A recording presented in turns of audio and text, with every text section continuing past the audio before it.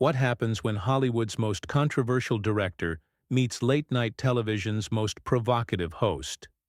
You won't believe what unfolds when Mel Gibson sits down with Jimmy Kimmel for what was supposed to be a routine promotional interview, only to witness one of the most explosive confrontations in talk show history. This isn't just another celebrity spat. This is a masterclass in how quickly things can spiral completely out of control when egos clash and old wounds are reopened on live television.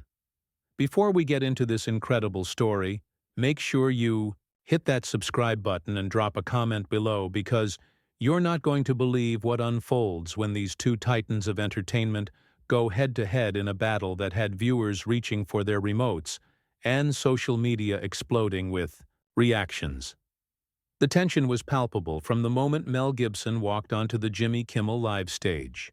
What should have been a straightforward promotional appearance for his latest directorial project quickly transformed into something far more sinister. The audience, initially enthusiastic, seemed to sense the undercurrent of hostility that would soon erupt into full-blown warfare between host and guest. Jimmy Kimmel, known for his sharp wit and willingness to push boundaries, appeared unusually aggressive from the opening moments. His typical jovial demeanor was replaced by something more calculating, more predatory. As Gibson settled into the guest chair, adjusting his jacket and offering a polite smile to the audience, Kimmel's eyes held a glint that suggested this interview would be anything but routine. "So, Mel," Kimmel began, his voice carrying an edge that immediately put viewers on alert. "It's been quite a journey for you in Hollywood, hasn't it? From action hero to Oscar winner to, well, let's just say you've had your ups and downs." The pause before those final words was deliberate, loaded with implication that made Gibson's jaw tighten almost imperceptibly. Gibson, seasoned by decades in the industry and no stranger to hostile interviews, maintained his composure, but his response carried a warning. "Jimmy, I came here tonight to talk about my new film, to share something I'm passionate about with your audience. I hope that's what we're going to focus on." His tone was measured, professional, but there was steel beneath the politeness. Kimmel leaned back in his chair, that characteristic smirk playing across his lips. "Oh, we'll get to the movie, don't worry. But you know what? I think the audience is more interested in the real Mel Gibson, the one behind all those headlines, the one who's made some pretty interesting choices over the years." The host's emphasis on interesting dripped with sarcasm, and the studio audience shifted uncomfortably in their seats.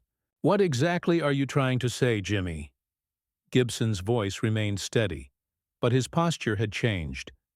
He was no longer the relaxed guest promoting his latest project. He was a man preparing for battle.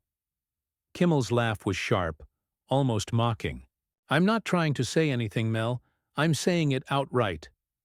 You've had some pretty colorful moments, haven't you? Some things you've said, some positions you've taken. I mean, this is Hollywood. We remember everything here." The host gestured broadly, as if addressing not just Gibson, but the entire entertainment industry watching at home. The camera caught Gibson's hands gripping the arms of his chair slightly tighter. "If you have something specific you want to discuss, Jimmy, then let's discuss it like adults. But if you're going to sit there and make vague accusations and innuendos, then maybe I should find a better use of my time." His accent, usually subtle, became more pronounced as his frustration grew. "Oh, come on, Mel," Kimmel pressed, sensing vulnerability. "Don't get all defensive on us. We're just having a conversation. Although I have to say, your definition of adult conversation might be different from most people's, considering some of the things you've said in the past." The host's tone was casual, conversational, but his words were surgical strikes designed to provoke. Gibson's laugh was bitter, devoid of humor. "You know what, Jimmy? I've been in this business longer than you've been alive, practically. I've made mistakes, I've learned from them, and I've moved forward. But sitting here listening to you try to play gotcha journalism with cheap shots and half-baked references to things taken out of context, that's not journalism. That's just sad." The audience was completely silent now, the usual laughter and applause replaced by an uncomfortable tension that seemed to fill the entire studio. Kimmel's producers could be seen in the background, clearly concerned about where this was heading, but the host seemed energized by the conflict. Taken out of context? Kimmel's eyebrows shot up in mock surprise. Mel, some things don't really need context, do they? I mean, when you say certain things, when you express certain views, especially about sensitive topics, well, context doesn't really change the fundamental message, does it? Gibson leaned forward, his eyes locked on Kimmel's. You want to have this conversation? You really want to go down this road? Because I guarantee you, Jimmy, you're not prepared for the conversation you're trying to start. You think you know me based on tabloid headlines and selective editing, but you don't know anything about who I am or what I believe. Then enlighten us, Kimmel shot back, his voice rising slightly. Please, share with us who the real Mel Gibson is. Because from where I'm sitting, the real Mel Gibson seems to be someone who says one thing in public and something very different when he thinks the cameras aren't rolling. The accusation hung in the air like a challenge, and Gibson's face flushed with anger. You want to know who I really am? I'm someone who's dedicated his life to his craft, who's employed thousands of people, who's told stories that matter. But more importantly, I'm someone who doesn't hide behind a desk making cheap jokes at other people's expense while pretending to be some kind of moral authority. Kimmel's smirk faltered for just a moment before returning full force. Moral authority? That's rich, coming from you. Tell me, Mel, when you're making these movies about faith and redemption, do you ever think about practicing what you preach? Or is that just for the characters on screen? The personal nature of the attack was unmistakable, and Gibson's composure finally began to crack. You have no idea what you're talking about. You sit here night after night, making jokes about people you've never met, commenting on situations you know nothing about, and you think that gives you some kind of insight into who they really are? You're not a journalist, Jimmy. You're not even a comedian. You're just a guy with a microphone who's forgotten that with that platform comes responsibility. Responsibility? Kimmel laughed, but there was no warmth in it.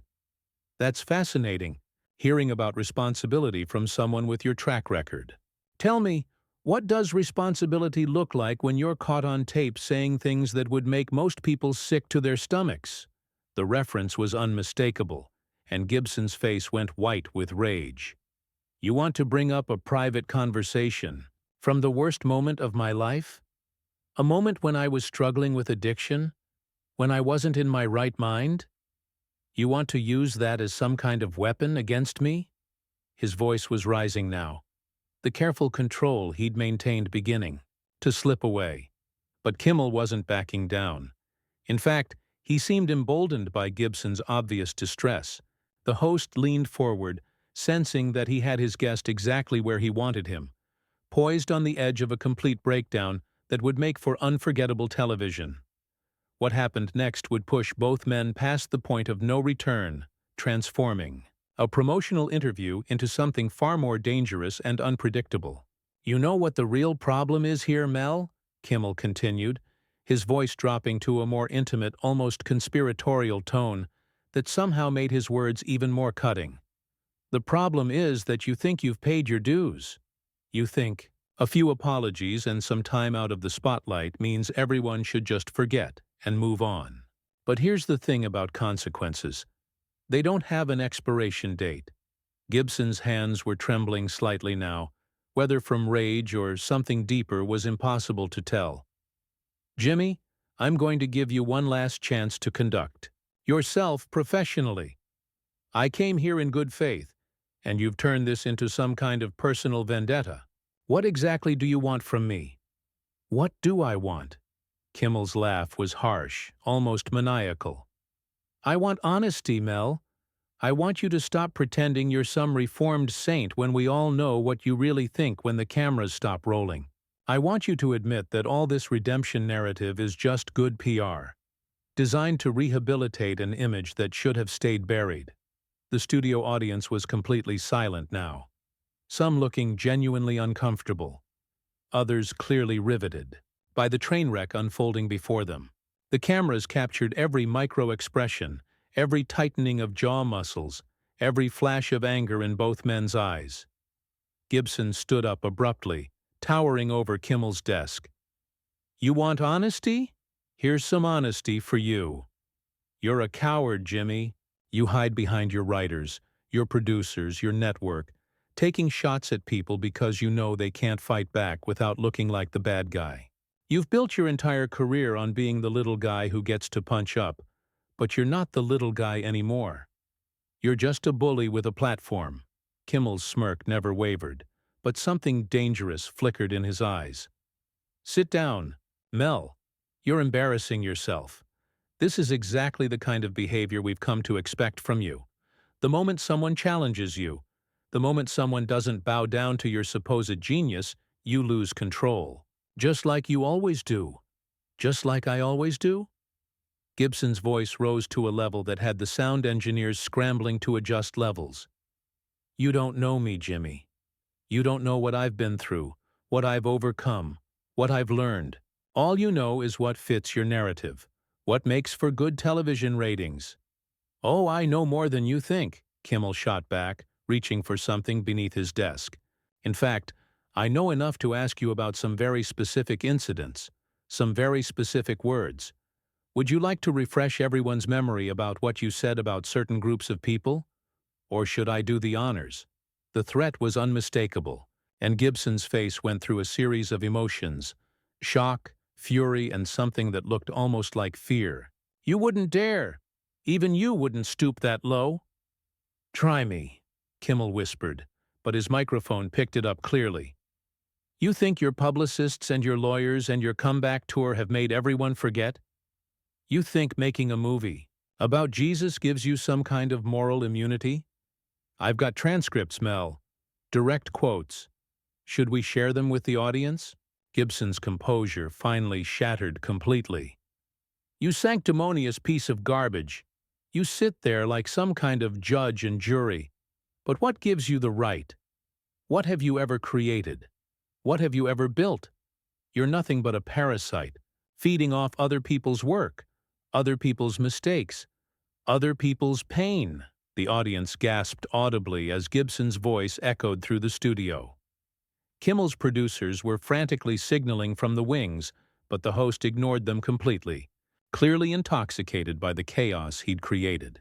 "There it is!" Kimmel exclaimed, clapping his hands together. "There's the real Mel Gibson, the angry, entitled man who thinks his talent gives him a free pass to say whatever he wants, do whatever he wants, hurt whoever he wants. Thank you for finally showing everyone who you really are." "Who I really am," Gibson laughed bitterly, pacing behind the guest chair now like a caged animal. "You want to know who I really am? I'm someone who's made mistakes and owned them. I'm someone who's worked every day to be better than I was. But you? You're someone who makes a living destroying people for entertainment. You're someone who takes someone's worst moment and turns it into content. That's not journalism, Jimmy. That's not even comedy. That's just cruelty." Kimmel leaned back in his chair, enjoying every moment of Gibson's breakdown. "Spare me the victim act, Mel. You're not the victim here. The people you've hurt with your words, your actions, your beliefs, they're the victims. You're just finally facing some consequences." "Consequences?" Gibson stopped pacing and fixed Kimmel with a stare that could have melted steel.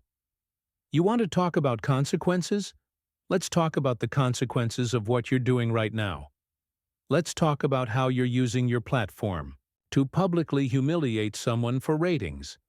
Let's talk about how you're taking a man's private struggles and turning them into a circus for your own benefit." "Private struggles?" Kimmel's voice dripped with mock sympathy.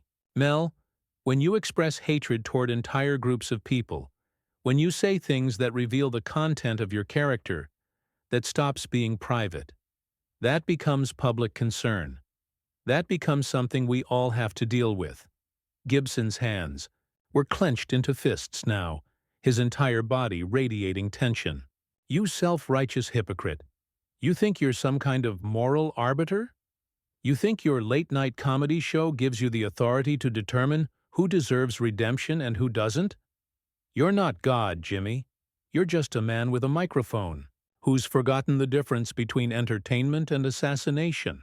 The confrontation had reached a fever pitch, with both men now standing, facing each other across the desk like gladiators in an arena. The studio lights seemed harsher somehow, casting sharp shadows that made both their faces look almost demonic. The audience sat frozen, unsure whether to applaud, boo, or simply flee. Kimmel's final gambit was delivered with surgical precision. Tell you what, Mel, why don't you use this opportunity to apologize? Not to me, but to everyone watching. Apologize for the things you've said, the people you've hurt, the hate you've spread. Show everyone that you're really the changed man you claim to be.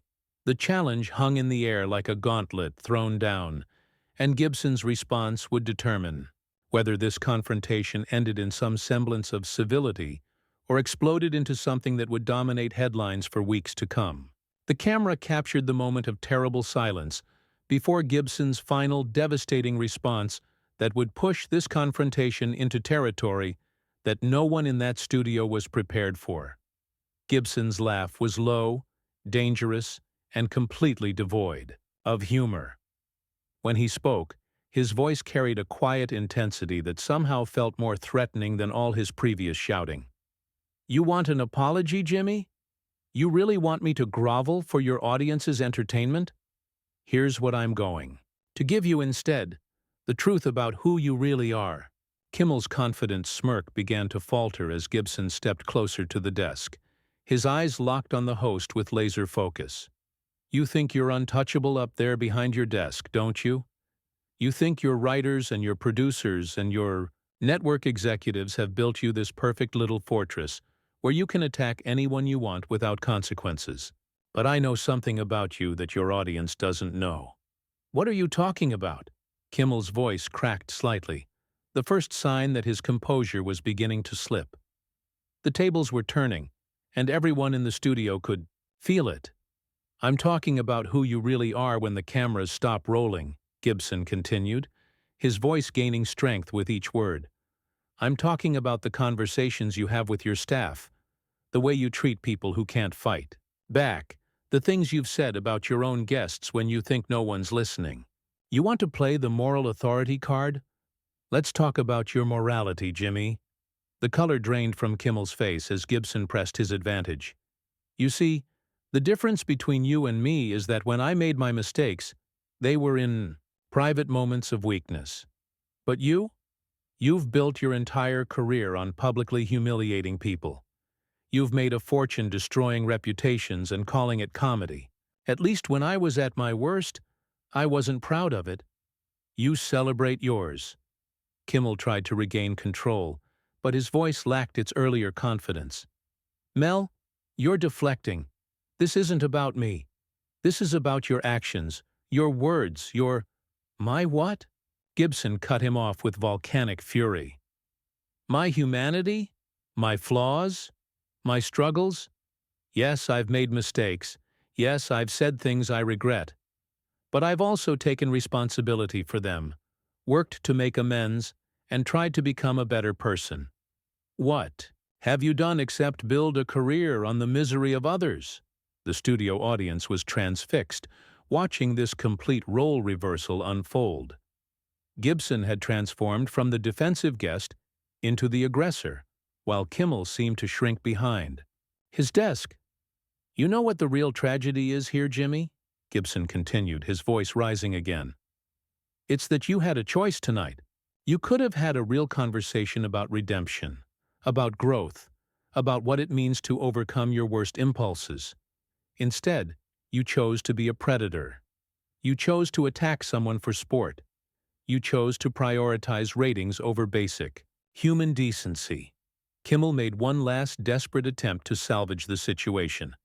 Mel, let's just calm down and... Calm down. Gibson's laugh was harsh and cutting. Oh no, Jimmy. You wanted a show? You wanted drama? You wanted to poke the bear until it reacted? Well, congratulations. You got exactly what you wanted. But here's what you didn't count on. I'm not the same man who made those mistakes years ago. I've learned to fight back against bullies like you. Gibson moved around the desk now, and for a moment genuine alarm flashed across Kimmel's face. Security personnel stirred in the wings, unsure whether to intervene. The tension in the studio was electric, dangerous. You want to know what I think about people like you? Gibson's voice dropped to a whisper that somehow carried throughout the entire studio.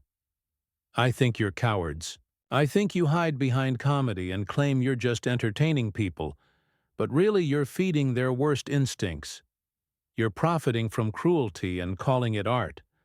At least when I was at my worst, I never pretended I was doing God's work. Kimmel's hands were visibly shaking now as he tried to maintain some semblance of control. Mel, I think we should wrap this up. Oh, we're wrapping up all right, Gibson snarled. But not because you say so. We're wrapping up because I refuse to participate in this character assassination masquerading as entertainment. You want ratings? You want controversy? Here's your controversy. I'm walking out of here, and I'm taking your credibility with me. Gibson began removing his microphone with deliberate theatrical precision. You know what the beautiful thing is, Jimmy? Tomorrow morning your producers are going to look at the footage of this interview and they're going to realize something. They're going to realize that you didn't destroy me tonight. You destroyed yourself. The microphone hit Kimmel's desk with a sharp crack that echoed through the stunned silence of the studio. Gibson straightened his jacket and looked directly into the main camera. To everyone watching at home, he said, his voice now calm and controlled. This is what passes for entertainment in Hollywood today. A man gets invited onto a show to discuss his work, and instead gets ambushed by someone whose entire career depends on tearing others down. Remember what you saw here tonight. Remember who the real aggressor was. Gibson turned back to Kimmel. One final time. You wanted to expose who I really am? Mission accomplished, Jimmy. But you also exposed who you really are. And I guarantee you when people look back at this interview, they're not going to remember me as the villain. With that, Gibson walked toward the exit, his footsteps echoing in the absolute silence of the studio. The audience sat frozen, unsure how to react. Kimmel remained behind his desk, his face a mask of shock and barely contained panic. As Gibson reached the edge of the stage, he paused and called back without turning around. Oh, and Jimmy? Good luck explaining this to your sponsors. The studio doors slammed shut behind him with a finality that seemed to shake the entire building. For several long seconds, nobody moved. The cameras continued rolling, capturing Kimmel's stunned expression, the bewildered faces of the audience, the chaos beginning to erupt among the production staff. Finally, Kimmel attempted to salvage something from the wreckage. Well, folks, he said, his voice hollow and uncertain, I guess we'll be right back after these messages. But as the cameras cut away and the studio lights dimmed, everyone present knew they had witnessed something unprecedented. What had started as a routine celebrity interview had devolved into one of the most explosive confrontations in television history. Gibson hadn't just walked out. He had systematically dismantled his host's credibility and left Kimmel looking like exactly what he had accused him of being, a bully who had finally picked on someone who refused to be a victim. The aftermath was immediate and devastating. Social media exploded with clips of the confrontation, with viewers largely siding with Gibson despite his controversial past. The consensus was clear. Kimmel had crossed a line, turning what should have been professional entertainment into personal destruction, and Gibson had called him out for it in the most public way possible. By the time the show's credits rolled, it was already clear that this wasn't just another Hollywood controversy. This was the moment when Jimmy Kimmel's reputation as America's beloved late-night host began its irreversible decline, destroyed not by external forces, but by his own hubris and cruelty, exposed for all the world to see.